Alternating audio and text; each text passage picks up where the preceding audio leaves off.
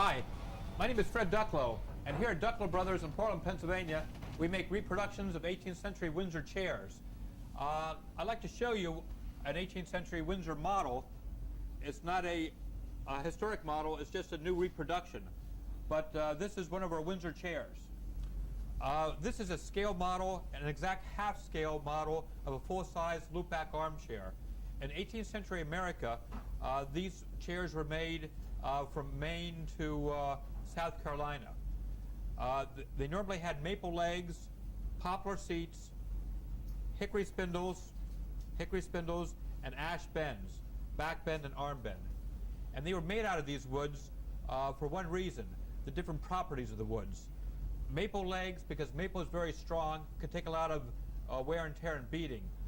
They used poplar seats because poplar is a softwood, and in 18th century America, they made this scoop, the scoop of the seat, with a chisel and a mallet, and using a softer wood like poplar made it easier to scoop. Hickory spindles were used because hickory is very flexible, and it had a lot of strength, plus it was flexible. The bends were always made out of ash because ash could be steam bent. You see, this is one piece of wood that's steam bent, and this is one piece of wood that's steam bent.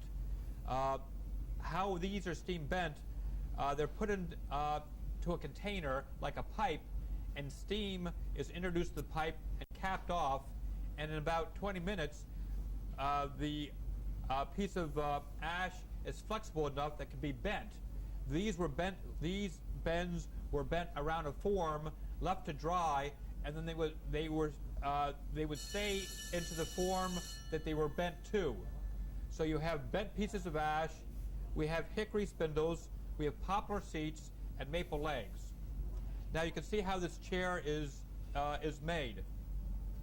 The legs come up through the seat, and it's wedged. The post comes down through the seat, and it's wedged, and up through the arm, and it's wedged. The arm is also wedged here and here with a spindle. The bend comes down through the arm here, and it's wedged.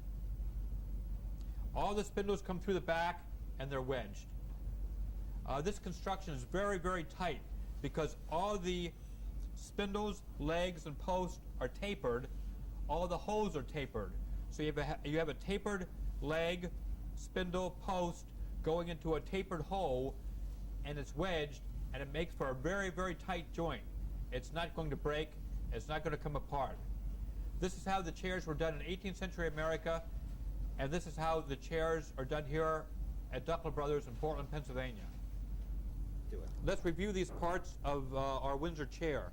What we have are 4 turn legs. We have 2 side stretchers and 1 center stretcher. The side stretcher and the center stretcher give strength to the legs and makes a very sturdy base for the chair. Next we have a seat, which is scooped out. We have 2 posts. We have spindles, 2 half spindles, and the rest full spindles.